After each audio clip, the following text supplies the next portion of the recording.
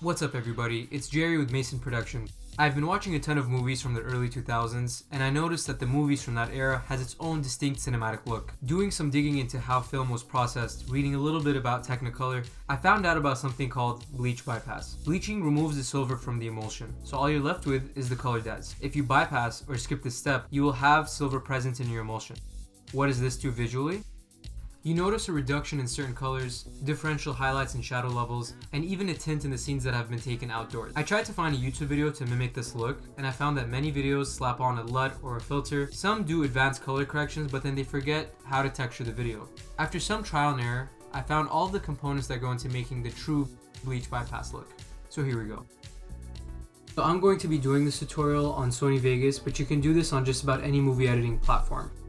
So for the first step, what you want to do is go to Color Corrector Secondary and grab the default option and drag it to this lane. I like to put it on the lane more than on the video itself, because if you have multiple videos, you can just have this effect applied to all of them. So we're not going to be doing too much here other than just adjusting the gain. And because the gain is so sensitive, we're going to use the offset. And I like to go somewhere between -10 and 20 for this setting. So you can see it got a little bit dimmer. And for the next step, we're going to color in the lows, mids, and highs. And to do that, you should go to Color Corrector, pick the default option, and to drop it onto this lane again. Now before you begin coloring, what you want to do is adjust the saturation and gamma just slightly. So for the saturation, I like to stay somewhere between 0.6 and 0.7. And then for the gain, go down to somewhere between 0.85 and 0.90. You can see it got a little bit dimmer here. And then for the gamma, change this to 1.01. So now you can play with these wheels and decide the look that you want to go for. For videos that have been taken outdoors, I tend to stay away from the lows. I focus more on the mids and the highs. So for this particular video, I wanted more of a purplish orange look. So for the mids, I want it to be a little bit pink. And then for the highs, I want it to be orange. Now we're going to modify the highlights and the shadows. And to do this, you should go to Color Curves. So go ahead and drop in the highlights and shadows into this lane.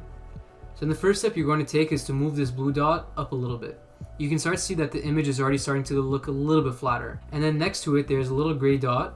You're going to pull it out, and you want it to kind of sink it down just slightly. And then push this in a little bit.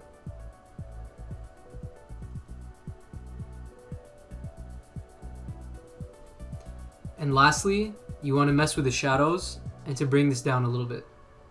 So now we're going to texture the video and add just a little bit of noise. And to do this, you should go to Add Noise, pick the default version, and drop it into this lane.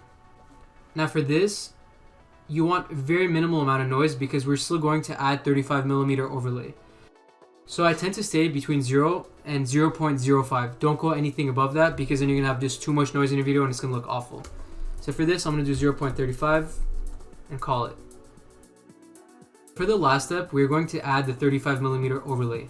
To do this, you're going to right click, insert video track, go to File, Open, and of course you can find this file as a link in the description below.